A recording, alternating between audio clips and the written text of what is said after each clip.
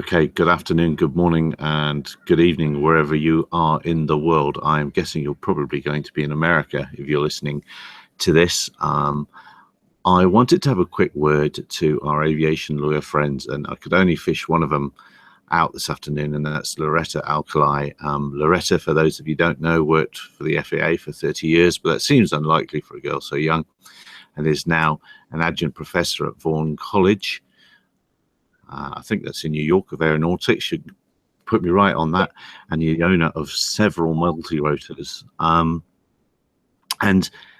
really, with 107 just around the corner, what I wanted to ask you about was how will that affect FPV people, normal model aircraft flyers, AMA members? There's an awful lot of confusion out on the streets right now.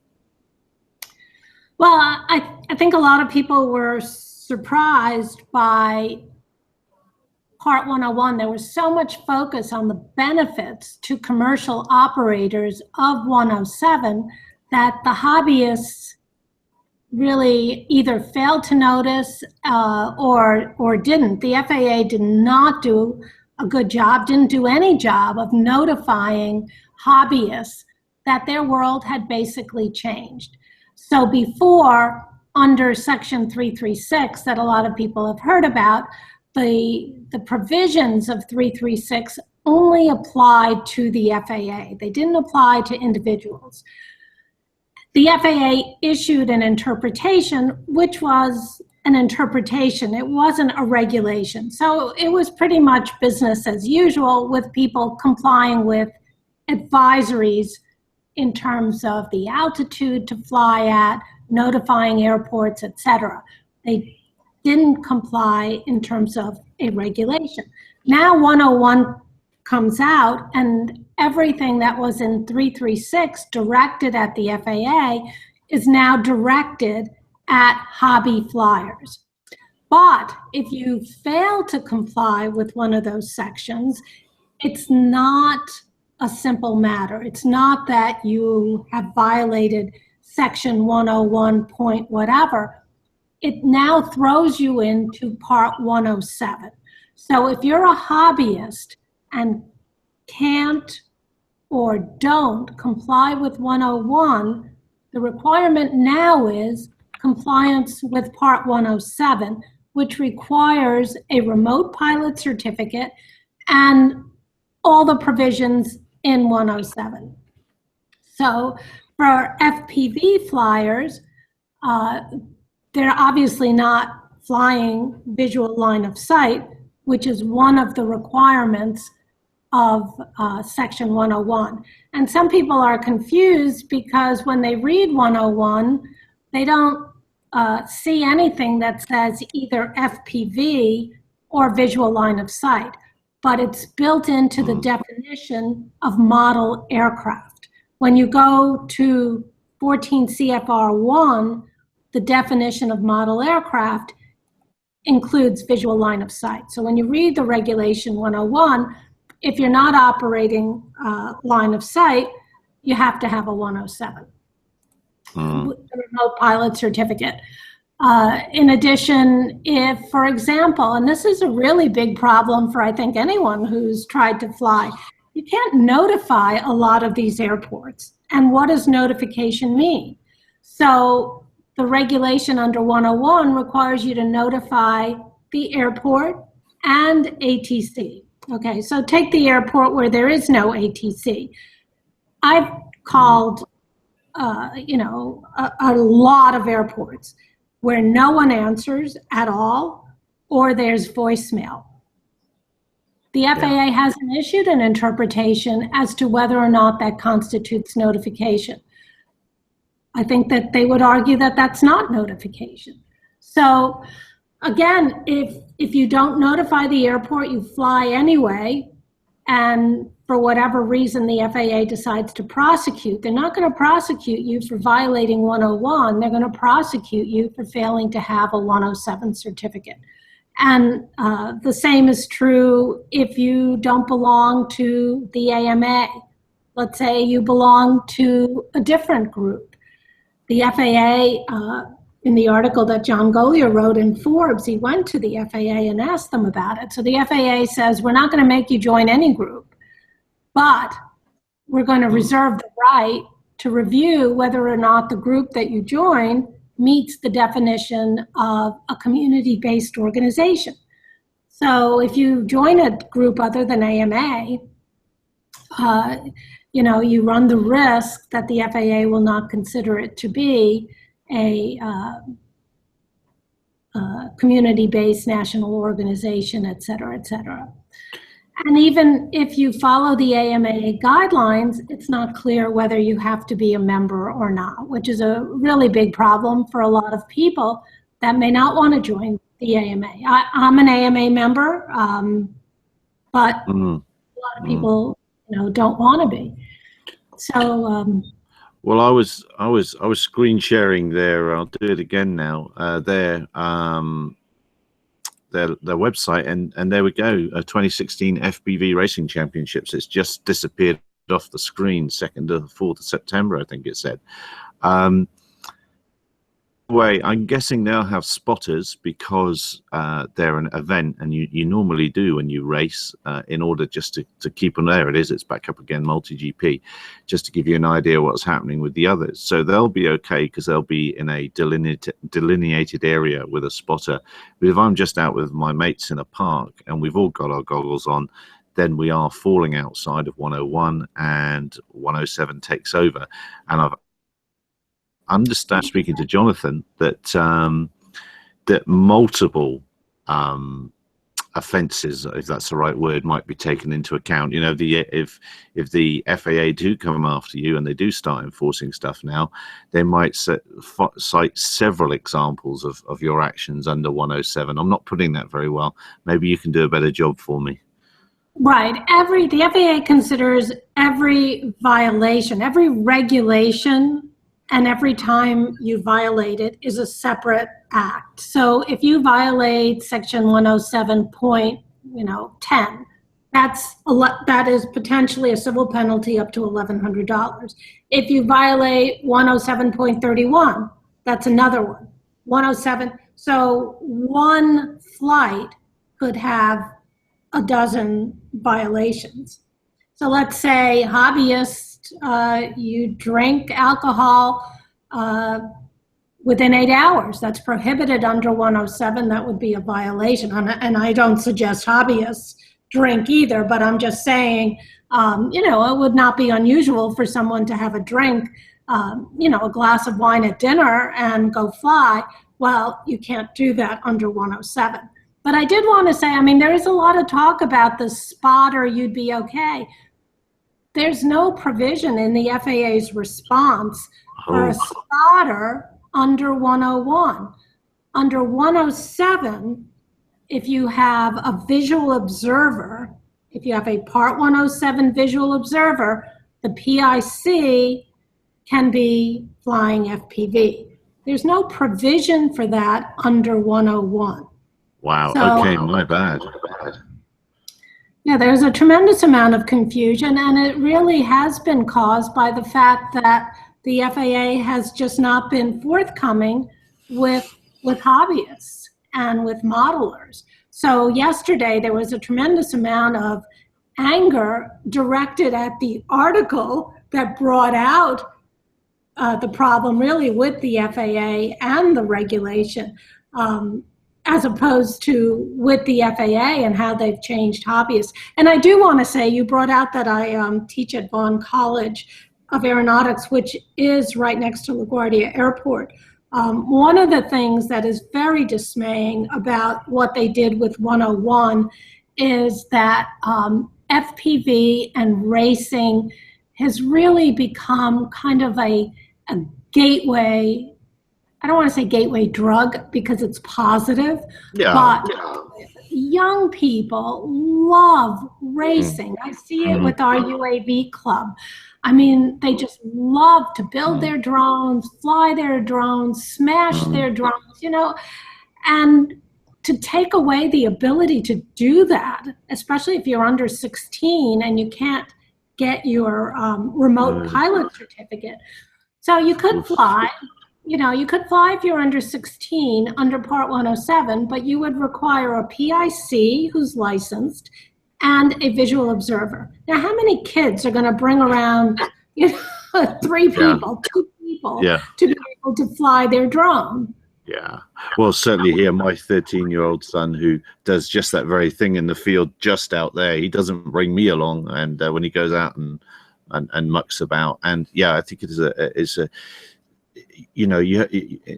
in some ways it's a great shame that the AMA sort of dropped the ball right back in 2008. Sadly, people have been saying this was coming down the pike, and it's been roundly ignored. I think, as I've written, I think by virtue of the fact that they believed they had big numbers. But let's be honest, the FAA is the biggest club now, because you could, well, I'm arguing club, but there's more than 500,000 small unmanned aircraft have been registered, or RPA, whatever they're calling them. So they've, with 500,000 there, they've got more members than the AMA, so they've got the biggest club now. But the AMA is a great organization, and it's such a pity it seems to have gone them and us, because there's an awful lot of education to come out of those blokes that sit around in the fields, and it's worth sitting and looking and taking it on board. And it's a pity that the FAA don't seem to be willing to get an education element, or so much of an education element in there.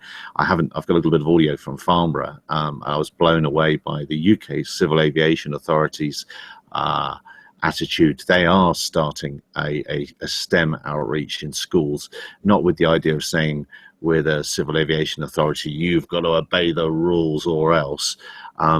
They very much the mindset that they want to introduce safety from the outset, from the very beginning.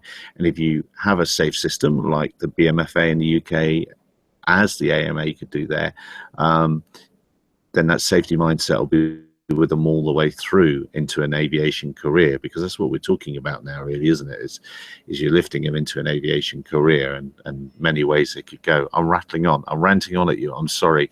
I just think it's such a shame. It's such a missed opportunity, and you're bob on right. It's the youngsters that can be brought on, and yes, they might be FPV racing now, but I guarantee in 10, 15 years time, when they're a bit older, they'll be doing all the other facets of aero modeling, or having a career in some form or other of aviation. So it's a great, and I'll say it is a great gateway drug into the aviation world. It is. No, and the thing with the AMA, and again, I mean, I am an AMA member, and I do think they do some very good things, but I do think that they have a very traditional group within them that has fought the multi-rotors. And if you look at 101 is perfect for traditional AMA. And I don't think the AMA fought 101, because to a great extent, it serves their purpose. I mean, they're a community-based organization. People fly out of fields. If they're near airports, they have LOAs with the airports. They're never going to run afoul. The only thing that I think will upset them is that members have been flying FPV. So I think that we will see the AMA, like they did with the 400 feet, take on the FAA and negotiate something for their members with FPV. The problem is that a lot of the world is not flying from fields anymore, or certainly not AMA fields. Yes, absolutely. Yes, they're just picking up and flying wherever they are, aren't they? And that of course is causing issues.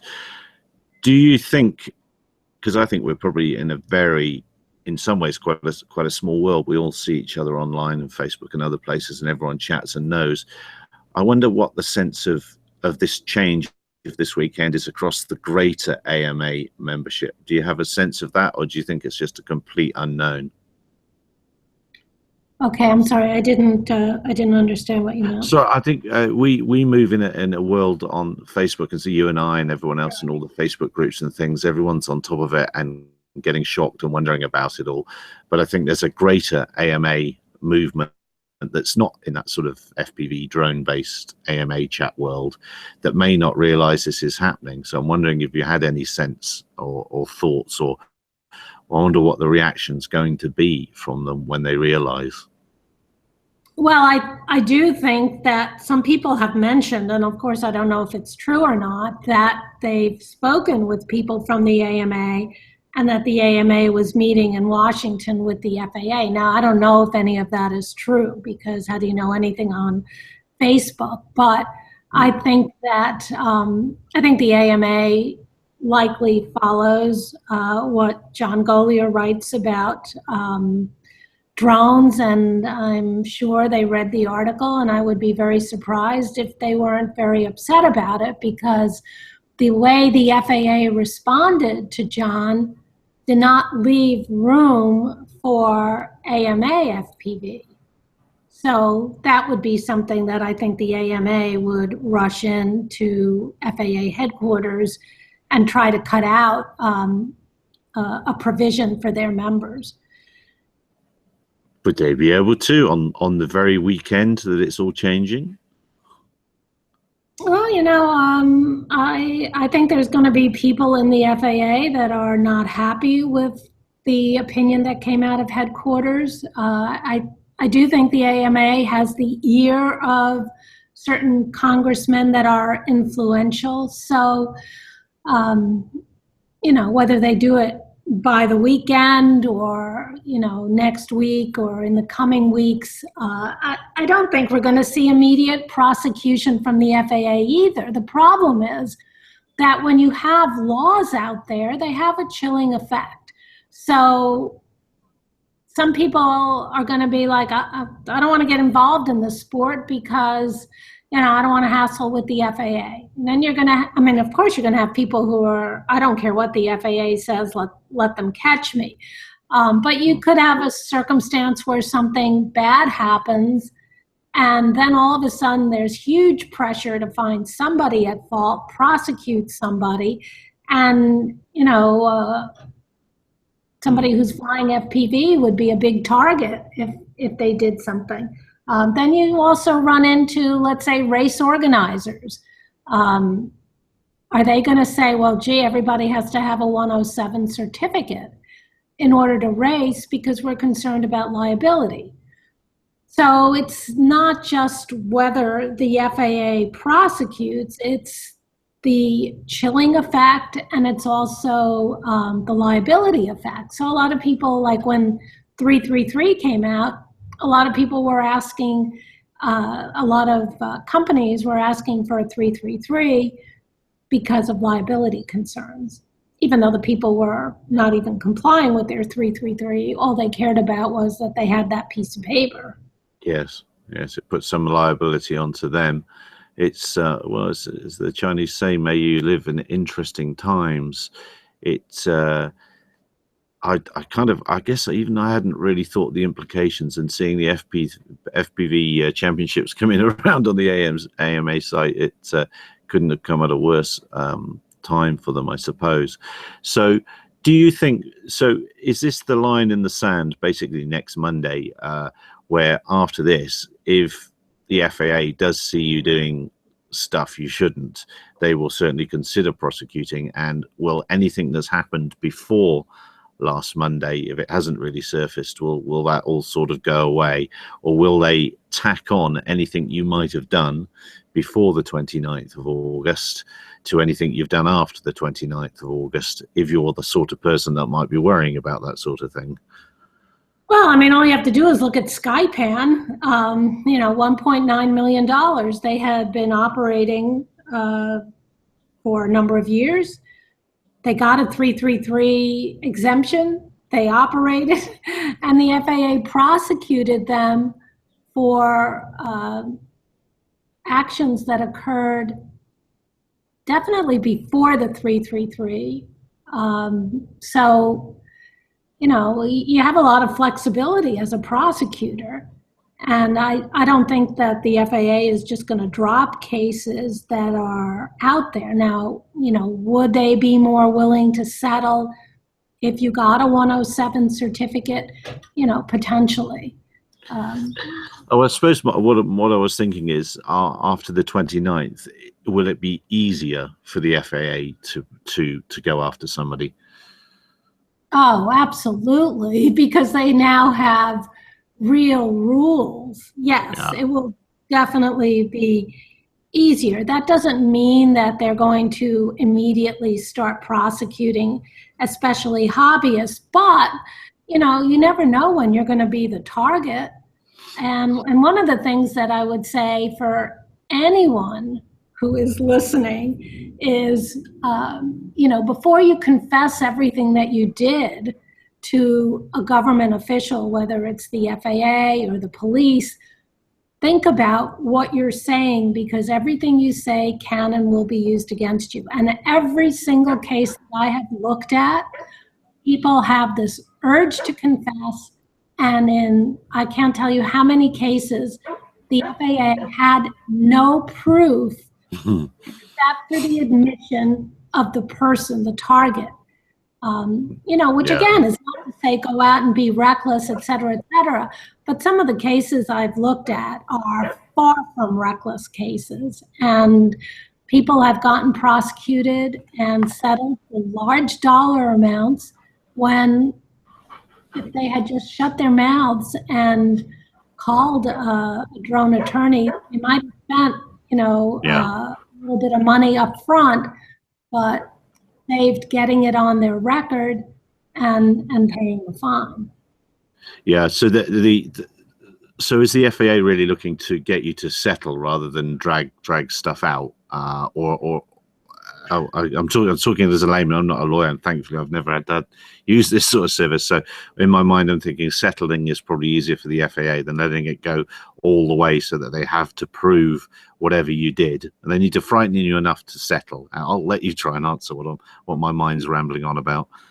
Yeah, no, absolutely. Settlement is the only way to move, because settlement can still be take hours of work, but a trial takes days and days of preparation and work, and the FAA knows that it is potentially liable for attorney fees. So you not every case that the FAA loses will it pay attorney fees. It has to be substantially justified, but in a fair number of cases that it loses, it pays attorney fees. So there's a lot more pressure to going to trial. It takes days. It's very expensive. So yes, everybody wants to settle. The risks of litigation are tremendous. So, if you can get a good settlement, you take it. Okay. Yeah, my hunch that was the thing. Loretta, thanks very much for taking the time out to speak to me this afternoon. I think it's a little bit clearer in my mind. We'll post this about so people can have a listen. Okay. We'll probably, I should think, all convene next week for a chat about what happened with the first few people taking their exams. So we can see people are studying left, right, and center and booking in. So it's going to be interesting to see if the FAA is actually ready to process the non-Part 61 pilots. And that's another a can of worms. And so, yeah, we'll invite you to something next week again as well. And we'll try and get everyone, the gang in, and just moan on about stuff again. So, Loretta, thanks very much. Have a wonderful weekend, and we'll speak to you next week. Okay. Bye-bye. Cheers, bye.